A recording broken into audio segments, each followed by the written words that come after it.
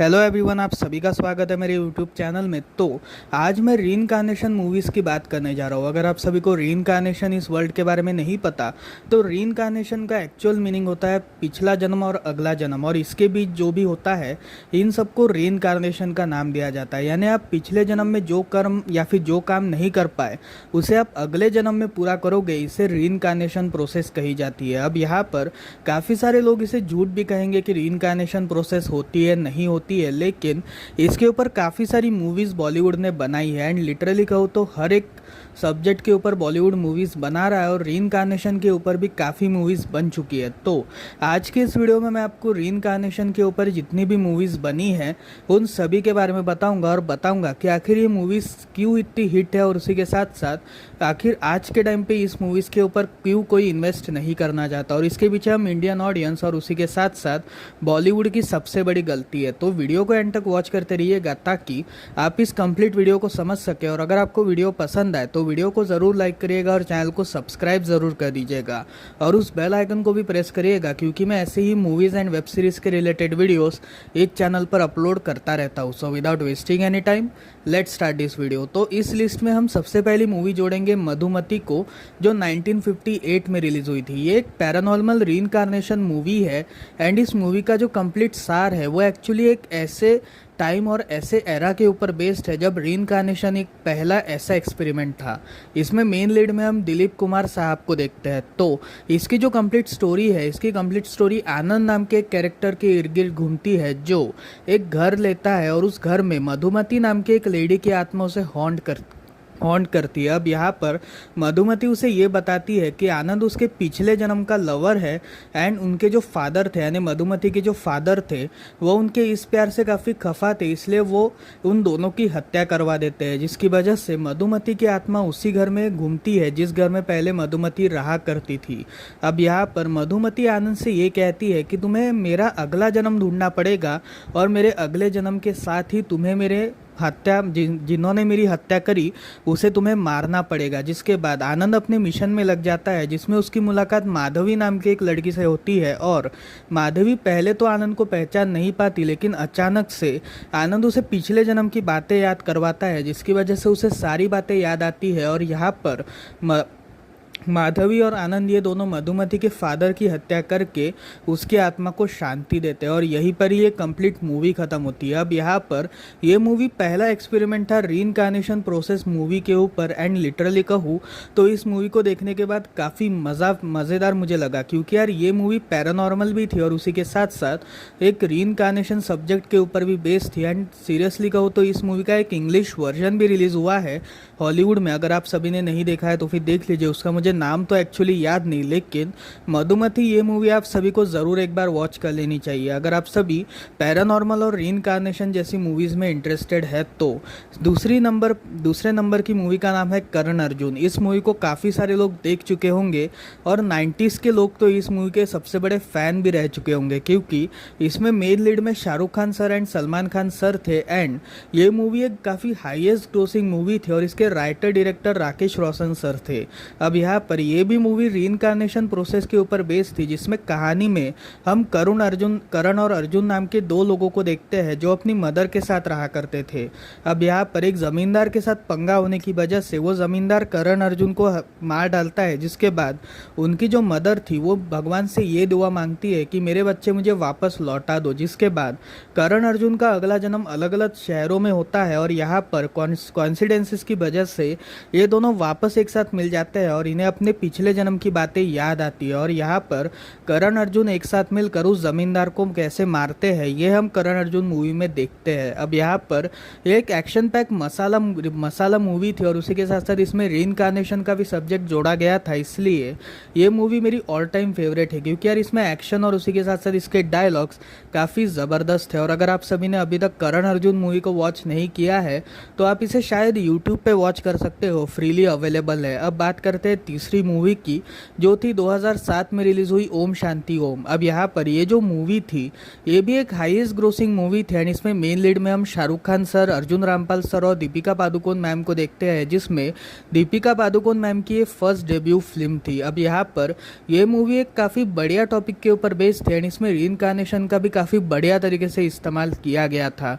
Actually ये एक तरह की थ्रिलर कम कॉमेडी मूवी थी और उसी के साथ साथ इस मूवी का हर एक डायलॉग आज भी लोगों के दिलों में बसा हुआ है और इस मूवी के गाने तो बाप रे, कुछ ज़्यादा ही इस मूवी के गाने हिट हुए थे और ये मूवी का हर एक गाना आज भी यूट्यूब पर काफ़ी बढ़िया व्यूज़ कमा रहा है। अब यहाँ पर इस मूवी की स्टोरी ओम प्रकाश नाम के एक शख्स के इर्द गिर्द लिखी गई है, जो बड़ी बड़ी मूवीज़ में छोटे छोटे किरदार करने वाला एक बंदा था और उसका एक क्रश था जो थी शांति प्रिया। अब यहाँ पर शांति प्रिया ना बहुत बड़ी एक्ट्रेस थी उस टाइम की एंड ओम प्रकाश को उसके ऊपर क्रश था। धीरे धीरे ये क्रश प्यार में तब्दील हो जाता है, लेकिन उसका दिल टूट जाता है जब उसे ये बात पता चलती है कि शांति प्रिया की ऑलरेडी शादी हो चुकी है मुकेश नाम के एक प्रोड्यूसर के साथ एंड उससे वो प्रेग्नेंट भी है। लेकिन यहाँ पर मुकेश जो था एक्चुअली वो एक बहुत बड़े प्रोड्यूसर की बेटी से शादी करने वाला था, इसलिए वो शांति की हत्या कर देता है और ओम को जब ये बात पता चलती है तब ओम उसे बचाने की कोशिश करता है बट वो उसे बचा नहीं पाता, जिसके बाद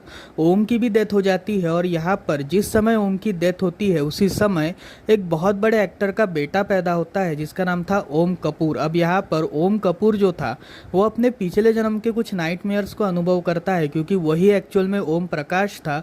जैसे कि फॉर एग्जांपल उसे आग से काफ़ी डर लगता है और ओम प्रकाश की भी डेथ आग की वजह से ही हुई थी, यानी उसकी डेथ तो एक्सीडेंट में हुई थी लेकिन आग से भी उसकी डेथ हो चुकी थी, इसलिए ओम कपूर को आग से काफ़ी डर लगता है। लेकिन यहाँ पर जब वो काफ़ी सालों के बाद मुकेश से मिलता है तब उसे सारी पुरानी बातें याद आना स्टार्ट हो जाती है और उसी के साथ साथ वो मुकेश से कैसे बदला लेता है और क्या क्या वो करता है, इसके ऊपर इस कंप्लीट मूवी को लिखा गया है।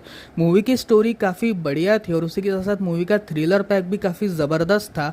मूवी के गाने भी बढ़िया थे और उसी के साथ साथ मूवी का बैकग्राउंड स्कोर भी काफ़ी कमाल का था। सीरियसली कहूँ तो ये मूवी आप सभी को ज़रूर एक बार वॉच कर लेनी चाहिए और इसके गाने आज भी मेरे वन पसंद फेवरेट है। तो यहाँ पर हम अगली मूवी के ऊपर बढ़ते हैं जो थी लव स्टोरी 2050। अब ये मूवी एक काफ़ी अंडररेटेड मूवी थी और ज़्यादातर मैं कहूँगा कि it's way ahead of its time, क्योंकि इस मूवी का जो कॉन्सेप्ट था वो टाइम ट्रेवल एंड रीइंकार्नेशन इन दोनों कॉन्सेप्ट्स के ऊपर बेस्ड था। एक्चुअली इस मूवी की स्टोरी एक लड़के और एक लड़की के इर्द गिर्द लिखी गई है जो एक दूसरे से मिलते हैं, दोनों के बीच में दोस्ती होती है, दोनों के बीच में प्यार होता है और लड़के के जो चाचा थे यानी जो उसके अंकल थे वो एक साइंटिस्ट है एंड वो एक टाइम मशीन क्रिएट करते हैं। अब यहाँ पर उस टाइम मशीन के क्रिएट होने के बाद जो लड़का और लड़की इन दोनों की भी शादी फिक्स हो चुकी थी और एक रात जब ये दोनों डेट के लिए निकलते हैं तब एक एक्सीडेंट में उस लड़की की डेथ हो जाती है और उस लड़की की डेथ होने के बाद लड़के के जो अंकल थे वो उसे ये बताते हैं कि 2050 के साल से उसे कुछ सिग्नल्स मिल रहे हैं जो उसी लड़की से मेल खा रहे हैं। इसी वजह से ये सभी लोग 2050 वाले साल में निकलते हैं जिसमें इन्हें वही मिलती है, मतलब वही लड़की मिलती है, प्रियंका चोपड़ा मैम का कैरेक्टर उन्हें मिलता है और यहाँ पर वो जो लड़का है वो सारी बातें प्रियंका चोपड़ा मैम के कैरेक्टर को याद करवाता है, जिसके बाद ये दोनों वापस एक साथ मिलते हैं और ये दोनों वापस 2008 में चले जाते हैं और यहीं पर ये कंप्लीट स्टोरी ख़त्म होती है। अब यहाँ पर ये स्टोरी काफ़ी बढ़िया थी, कॉन्सेप्ट भी काफ़ी बढ़िया था और टाइम ट्रैवल जैसे टॉपिक के ऊपर इस मूवी का वर्क करना एक बहुत बढ़िया कंसेप्ट था और उसी के साथ साथ टाइम ट्रैवल एंड रीइंकार्नेशन इन दोनों का कॉन्सेप्ट इस मूवी में काफ़ी बढ़िया तरीके से इस्तेमाल किया गया था। लेकिन ये मूवी एक फ्लॉप मूवी साबित हुई या फिर मैं कहूँगा एक अंडररेटेड मूवी थी, क्योंकि ये मूवी अपने टाइम से कहीं पहले ही बनाई गई थी। कुछ मूवीज़ होती है जो way ahead of its time होती है, यानी उसके टाइम से काफ़ी पहले। अगर ये मूवी आज के टाइम पे बनाई होती तो शायद से ये मूवी काफ़ी अच्छा धंधा कर पाती थी और उसी के साथ साथ रीइंकार्नेशन एंड टाइम ट्रैवल के ऊपर और भी काफ़ी बड़े बड़े डायरेक्टर्स रिस्क ले सकते थे। अब यहाँ पर हम अगली मूवी की लिस्ट में आएंगे जो था डेंजरस इश्क। अब यहाँ पर इस मूवी का जैसा नाम है वैसा ही इस मूवी का काम है, क्योंकि यार ये मूवी लिटरली काफ़ी बेकार थी और उसी के साथ साथ मुझे ये मूवी बिल्कुल पसंद नहीं आई। मतलब यार इस मूवी की स्टोरी काफ़ी बेकार थी और जिस हिसाब से इसमें रीइंकार्नेशन का यूज़ किया गया है ना, सीरियसली कहूँ तो मुझे बहुत बेकार लगा। इसलिए यार इस मूवी की स्टोरी के ऊपर मैं क्या ही बात करूँ, स्टोरी तो इस मूवी की कुछ भी नहीं थी, पर फिर भी मैं बताऊँगा तो इस मूवी की एक्चुअल स्टोरी कुछ ऐसी ऐसी है कि जो इसकी फीमेल लीड कैरेक्टर है उसे अचानक से अरबी भाषा वगैरह याद आना स्टार्ट होती है और वो अपने पास्ट के बारे में जानती है, जिसमें उसे ये बात पता चलती है कि एक लवर उसका था जो काफ़ी साल पहले था और उसकी डेथ हो चुकी थी और इन दोनों को मार डाला गया था क्योंकि समाज को इनका प्यार एक्सेप्टेड नहीं था। और यहीं पर ही इस मूवी की कंप्लीट स्टोरी रिवॉल्व होती है। अब यहाँ पर मूवी काफ़ी बेकार थी और उसी के साथ जिस हिसाब से उसको दिखाया गया था एक बढ़िया तरीके से इसे शो किया जा सकता था, लेकिन इसे काफ़ी बेकार वे में शो किया गया। इसलिए यार ये मूवी आप सभी को बिल्कुल वॉच नहीं करनी चाहिए। अगर आप सभी टाइम पास कर रहे हो या फिर अगर आप सभी बोर हो रहे हो तो फिर यार इस काम को तो बिल्कुल मत करिएगा, यानी ये मूवी बिल्कुल वॉच मत करिएगा। अब बात करते हैं अगली मूवी की, जो थी एक पहली लीला। और सीरियसली कहूँ तो ये मूवी भी मुझे बहुत बेकार लगी क्योंकि यार इसमें मूवी के नाम पे कुछ भी नहीं था, इसमें सिर्फ थी तो बस एक्सपोजर सीन। और आप समझ रहे हो मैं किसके बारे में बात कर रहा हूँ। तो यार ये मूवी कुछ भी थी और उसी के साथ ये मूवी बहुत ही पांचट थी, मुझे बिल्कुल पसंद नहीं आई ये मूवी। अब बात करते हैं अगली मूवी की, जो एक अगेन अंडररेटेड मूवी है जिसका नाम है राब्ता। इस मूवी में मेन लीड में हम सुशांत सर को देखते हैं, सुशांत सिंह राजपूत सर को, एंड कृति सनन मैम को और जिम सरफ सर को। अब यहाँ पर ये जो कंप्लीट मूवी का प्लॉट था ये मगधीरा नाम की एक साउथ इंडियन मूवी से इंस्पायर करके बनाया गया था। काफ़ी सारे लोगों का ये मानना था कि इसे मगधीरा की कॉपी ही घोषित कर देनी चाहिए, लेकिन मेरा ऐसा मानना है कि ये मगधीरा की कॉपी नहीं थी बल्कि मगधीरा से कुछ अंश इसके इंस्पायर करके बनाए गए थे। अब यहाँ पर काफ़ी सारे लोगों को ये लग रहा होगा कि आखिर इस मूवी की स्टोरी में ऐसा क्या था। तो इसकी मूवी की एक्चुअल स्टोरी एक लड़के और एक लड़की के इर्द गिर्द लिखी गई है। जो सुशांत सर का कैरेक्टर है उसकी मुलाकात कृति मैम के कैरेक्टर की एक लड़की से होता है और ये दोनों प्यार में पड़ जाते हैं, लेकिन अचानक से यहाँ पर जिम सरफ सर का कैरेक्टर इंट्रोड्यूस होता है जो एक बहुत बड़ा बिजनेसमैन था और यहाँ पर कृति सनन को कुछ पुरानी बातें याद आना स्टार्ट होती है। अब जिम सराफ जो थे वो कृति सनन के कैरेक्टर को किडनैप करते हैं और वो उसे ये समझाते हैं कि उन दोनों का रिश्ता 800 साल पहले से, और यहीं पर ही कहानी 800 साल पीछे शिफ्ट ऑन होती है, जिसमें हमें ये बात पता चलती है कि जिम सराफ का जो कैरेक्टर है वो एक तरह का सेनापति का कैरेक्टर है। कृति सनन का कैरेक्टर एक राजकुमारी का कैरेक्टर है एंड सुशांत सर का कैरेक्टर एक सेना का कैरेक्टर है, यानी जो सैनिक है उसका कैरेक्टर है। अब यहाँ पर इन कैरेक्टर्स के बीच एक लव ट्रायंगल प्रिपेयर होता है जिसमें जिम सरफ धोखे से सुशांत सिंह के कैरेक्टर को मार डालते हैं और इस कहानी को कम्प्लीटली ख़त्म करते हैं, लेकिन इसमें उन दोनों की भी डेथ हो जाती है। इसकी वजह से जिम का कैरेक्टर वापस जिंदा होता है और यहाँ पर कृति सनन और सुशांत सर का भी कैरेक्टर वापस जिंदा होता है। और सुशांत सर को जब सारी बातें पता चलती है तब वो कृति सनन के कैरेक्टर को कैसे बचाते हैं, ये सारी बातें हमें इस मूवी में बताई गई। सीरियसली कहूँ तो ये काफ़ी अंडररेटेड मूवी थी और उसी के साथ साथ मुझे काफ़ी बुरा लगा जब इसे मगधीरा की कॉपी बताई गई। एक्चुअली देखो यार, प्लॉट इंस्पायर करना यानी कॉपी नहीं होती। काफ़ी सारी ऐसी मूवीज़ है जो हॉलीवुड से इंस्पिरेशन करके बनाई गई है, इसका मतलब ये नहीं कि वो एक कॉपी मूवी बन जाती है। तो फिर यार ये मूवी को कॉपी बोलना बंद करो या फिर इस मूवी को देख लो एक बार, आप सभी को काफ़ी मज़ा आने वाला है। अब बात करते हैं अगली मूवी की, जो था बहुत बेकार मूवी है और मैं इसे यही कहूँगा कि का बवासीर बना दिया हो। सीरियसली यार ये मूवी का नाम था हाउसफुल 4। आप में से काफ़ी लोगों ने गेस कर ही लिया होगा कि आखिर मैंने इसे क्यों इतनी बुरी मूवी के लिस्ट में डाल दिया, यानी इसे क्यों मैं इतना बुरा बोल रहा हूँ। क्योंकि यार इस मूवी में कुछ भी नहीं था, मतलब स्टोरी के नाम पे कुछ भी नहीं था इस मूवी में। भले ही इस मूवी का कॉन्सेप्ट रीइंकार्नेशन कॉमेडी के ऊपर बेस्ड था, लेकिन ये एक ऐसी मूवी थी जिसको देखना यानी आंखों का कैंसर प्राप्त करने जैसी चीज़ है। क्योंकि इस मूवी में ना तो सेंस था और ना ही कोई सिर पैर था। क्योंकि यार ये मूवी की जो एक्चुअल प्लॉट थी ये वही 3 कैरेक्टर्स के इर्द गिर्द लिखी गई है जो काफ़ी गरीब है और वो एक अमीर लड़कियों को फंसाते हैं, 3 अमीर लड़कियों को फंसाते हैं और उनके फादर उनकी शादी एक्सेप्ट करते हैं, जिसके बाद इन लोगों की शादी एक महल में होती है और इस महल में अक्षय कुमार के कैरेक्टर को काफ़ी पुरानी बातें याद आना स्टार्ट होती है, जिसमें कहानी वापस फ्लैशबैक में जाती है 600 साल पहले।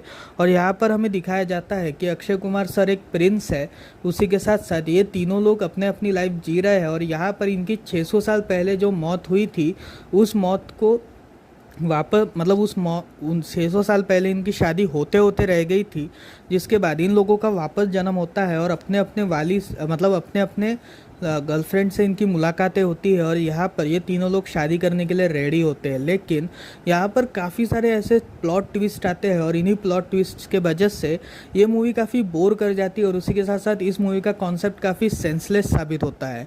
तो फिर यार हाउसफुल 4 देखने की गलती आप सभी बिल्कुल भी मत करिएगा, क्योंकि इस मूवी को देखने के बाद आपका सिर्फ सर दर्द होने वाला है और कुछ भी नहीं।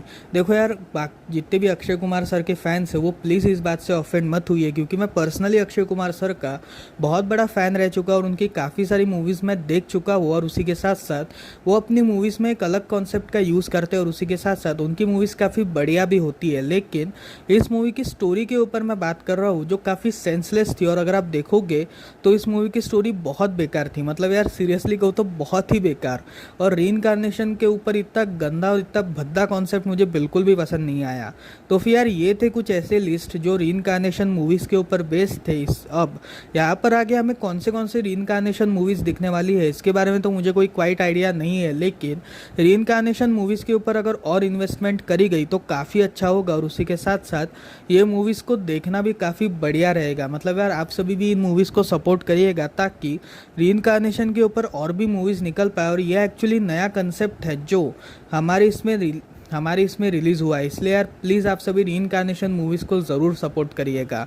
तो आपको मेरी वीडियो कैसी लगी मुझे कमेंट सेक्शन में ज़रूर बताइएगा, और अगर आपको वीडियो पसंद आए तो वीडियो को प्लीज़ लाइक करिएगा और चैनल को सब्सक्राइब ज़रूर कर दीजिएगा। सो मिलता है अगली वीडियो में, तब तक के लिए बाय बाय।